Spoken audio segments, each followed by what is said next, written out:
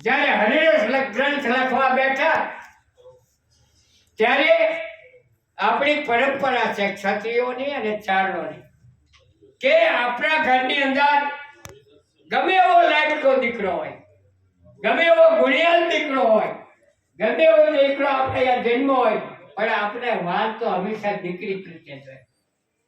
આપણા સમાજની અંદર દીકરીને સ્ટેટસ, દીકરીનું માન, દીકરીના લાડ એ આપણા પરંપરા બધી પેઢીઓમાં હાલ્યું જ આવે છે, આપણા આખા ગુજરાતના.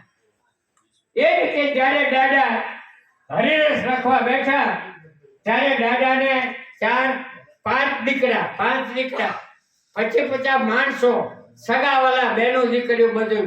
પણ દાદાએ સૌથી પહેલા એ હરિરસ લખતા પહેલા એમના દીકરી પદ્માબાની ઉંમર 12-15 વર્ષની. અને દાદા હરિરસ લખવા બે એ પેલા હવનમાં પૂજા પાઠ જે કઈ કરે એટલે પદ્માબા દાદાની સેવા.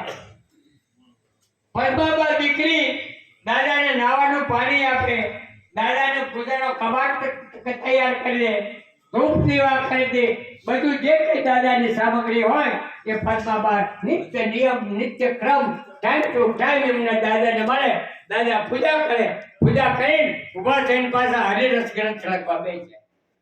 1 દી, 2 દી, 4 વર્ષ વીતી ગયા. હરિરસ લખ્યા પછી દાદા જમવા જાય. જ્યારે દાદા જમવા જાય ત્યારે એટલા 50 માણસ ઘરમાં હતા, પણ દાદાની રસોઈ અને દાદાનું ભાણું પદ્માબા જ પીરસે. પદ્માબા ક્યાં જલગદીશ છે બાપુ છે ને? હાજી, પદ્માબા બધી સેવા કરે. એમાં આખો ગ્રંથ જ્યારે પૂરો થયો અને દાદા ઉભા થઈને જમવા બેઠા એટલે દાદાએ કીધું, બેટા